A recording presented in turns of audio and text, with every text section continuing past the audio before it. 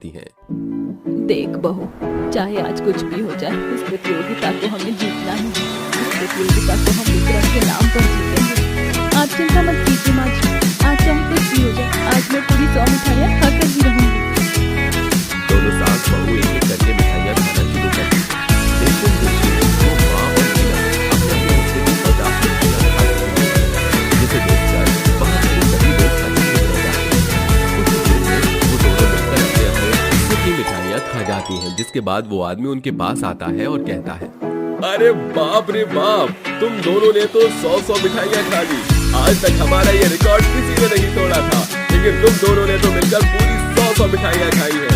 इसके चलते हम तुम दोनों सास बहू को 1-1 लाख रुपए का इनाम देंगे। वो आदमी दोनों को 1-1 लाख रुपए का इनाम दे देता है। इसके बाद दोनों सास बहू अपने हिस्से के पैसे लेकर वापस घर आ जाते हैं और सबसे पहले वो दोनों मिलकर विक्रम का इलाज करवाते हैं। कुछ ही समय में विक्रम कैंसर जैसी बीमारी से छुटकारा पा लेता है और बिल्कुल पहले की तरह तरोताजा तंदुरुस्त हो जाता है। माँ, अब चाहे कुछ भी हो जाए, मैं शराब जैसे नशीले पदार्थों का सेवन कभी नहीं करूंगा। मुझे अब अपनी जान के साथ साथ अपने परिवार की भी बहुत फिक्र है।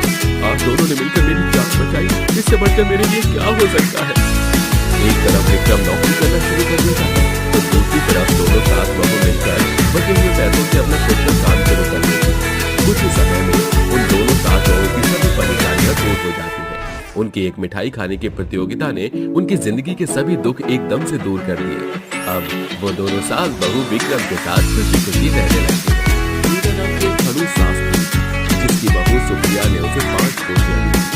ईशा, नैना, भारती, टीनू, मोनिका। उसका बेटा रणवीर उसकी 5 बेटियों से अपना कर चला, क्योंकि सुप्रिया ने उसे बेटी का सुख दिया और यही लोग उसके सास ससुर को भी काटा। कभी एक दिन वो अपनी बहू को उसकी 5 बेटियों के साथ धक्का मारकर निकाल देती है और सामान फेंक कर कहती है, मुझे पोते का मुंह तो दिखाया नहीं, ऊपर से मेरी जमीन करवाकर स्तुति करवाती। अरे तुझे इतने मौके दिए, फिर भी तूने मुझे एक एक करके 5 पोतियां दी। तूने तो मेरा वंश खत्म कर दिया, लेकिन मैं ऐसा नहीं होने दूंगी। हाँ, निकाल दो इसे घर से बाहर। अब हम हमारे बेटे की दूसरी शादी करेंगे, जो हमें पोते का सुख देगा।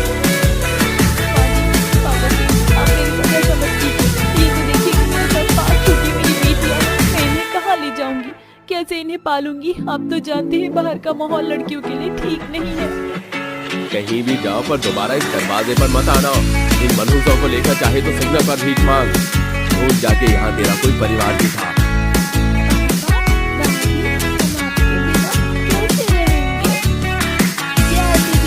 हमारा पल्ला छोड़ो, चाहे तुम गाड़ी के नीचे आकर मर जाओ। चल बेटा, दरवाजा बंद कर ले। सुप्रिया अपनी 5 बेटियों को लेकर वहाँ से चली जाती है और 10 की ठोकरें खाती है। 6 घंटे बाद उन्हें भूख लगने लगती है, तो सबसे छोटी बेटी पीहू कहती है, माँ, देर हो गई है, बहुत भूख लग रही है, खाना दो ना। हाँ माँ, मुझे भी बहुत भूख लग रही है, पेट में दर्द हो रहा है। मैं जानती हूँ बेटा कि तुम बातों को बहुत भूख लग रही है, पर मैं क्या करूँ? मेरे हाथ में क्योंकि कौड़ी भी नहीं है। इधर उधर करो, बहुत कमी से खाना ले जाओ, थोड़ा सब्र कर लो। सुप्रिया अपने बच्चों को जैसे तैसे एक दिन मजे से खाना खिला देती है, तो दूसरे दिन वो कचरे में से खाना ढूंढ कर खाते हैं, लेकिन भूख तो उनकी फिर भी नहीं मिटती। इस तरह हफ्ता बीत जाता है। वो दर की ठोकरें खाकर इधर उधर भटकते हैं, भूख से तड़पते हैं। अब उनका हुलिया एक भिखारी की तरह लगता था, जहाँ आते जाते लोग उन पर पैसे फेंक कर जाने लगे। भगवान, तुम्हें कैसा दिन दिखाया?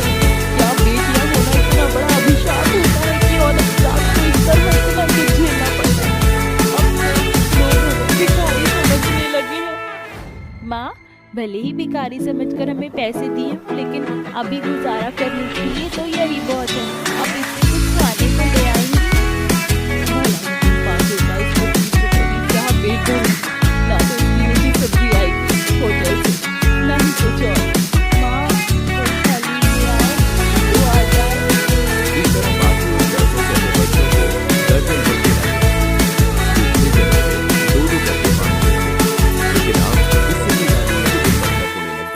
न कोई उन्हें खाना देता और कहीं जाते तो पुलिस उन लोगों को भगा दिया करती।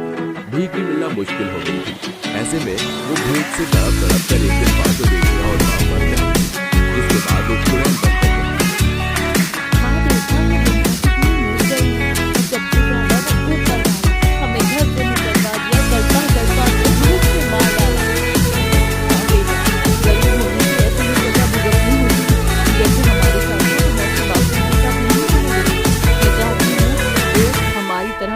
और बेबस जिनका घर नहीं है उन्हें मैं खाना खिलाऊं। तुम मेरी इसमें मदद करोगी ना? हाँ माँ, हम आपकी मदद करेंगे, पर उन्हें ऐसा क्या खिलाएंगे? मेरी माँ को बिरयानी बनानी बहुत अच्छी से आती है। माँ बिरयानी बनाकर लोगों को बेचो और जो नहीं खरीद सकते उन्हें फ्री में दे दो। अरे वाह, मेरी बेटी कितनी सयानी है, जितनी छोटी है उतना ही तेज दिमाग वाली। अब तो मैं बिरयानी बनाकर बेचूंगी और सबको खिलाऊंगी। और माँ, हम रहेंगे जगह भी तो होनी चाहिए। हाँ बेटा, हम रहेंगे, चलो अपना नया घर बनाएं। तभी एक सुनसान जगह जाकर माँ और 5 चुड़ैल बेटियां बीच में एक आग रखती है और हाथ पकड़कर कुछ मंत्र बड़बड़ाने लगती है, जिसके बाद उन्हें बहुत असीम शक्तियां प्राप्त होती है। जिसके बाद उन मंत्र को पढ़ते ही जादू से अपने लिए एक बड़ा सा बंगला और उसके अंदर तमाम luxury furniture, kitchen room, AC, हर चीज मौजूद कराती है, जिसे लेकर उनकी बेटियां कहती है,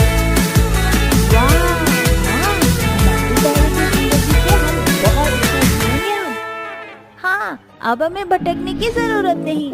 शायद इसीलिए भगवान ने हमारी गरीबी की जिंदगी बदल दी और हमें दिया है ताकि दूसरों की हम मदद करें। हाँ, रसोई में चलकर हम बिरयानी बनाएं। ठीक है माँ, हम भी मदद करेंगे। तभी चुड़ैल माँ अपनी 5 बेटियों के साथ मॉडर्न किचन में बिरयानी बनाती है, जहाँ 5 बेटियां उसकी मदद करती हैं। बनने के बाद नैना उसकी खुशी सुनकर कहती है,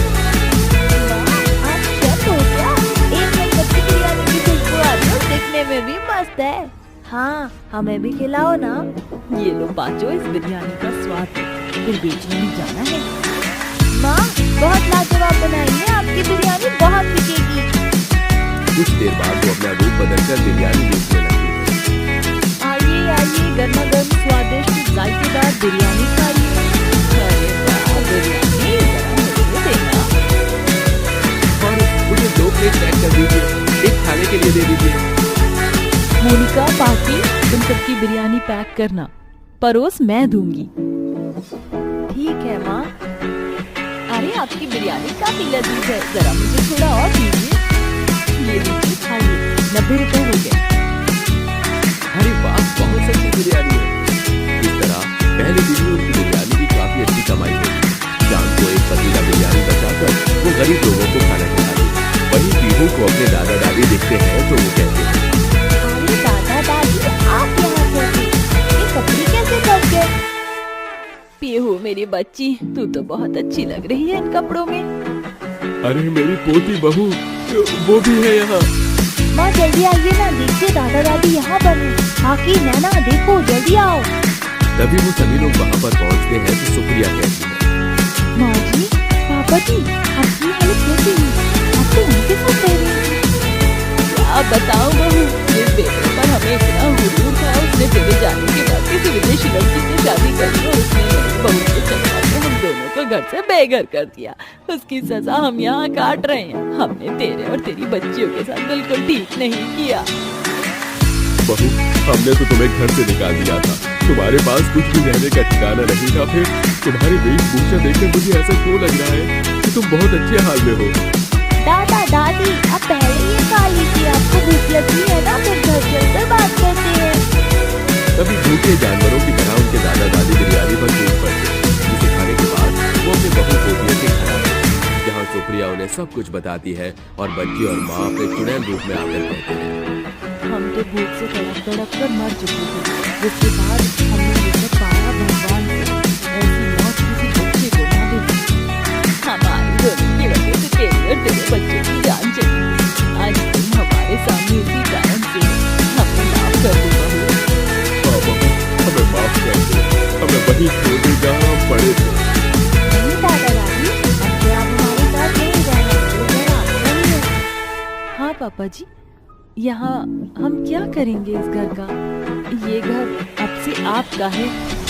मेरी पोतियों, आ जाओ, अपने दादाजी के गले लग जाओ। बस चलाने वाले बेटे रंगीन जैसे होते हैं तो अच्छा है हमारे पास पोते हैं। कितनी प्यारी समझदार पोतियां हैं। इस तरह 5 चुड़ैल बेटियों के दादा दादी अपनी पोतियों के साथ खुशी रहने लगते हैं। वहीं दूसरी ओर चुड़ैल अपना रूप बदलकर गरीब बेसहारा लोगों को अपनी बिरयानी खिलाया करती थी और बेचा भी करती थी, जिन पैसों से वो लोगों की सेवा भी करती थी।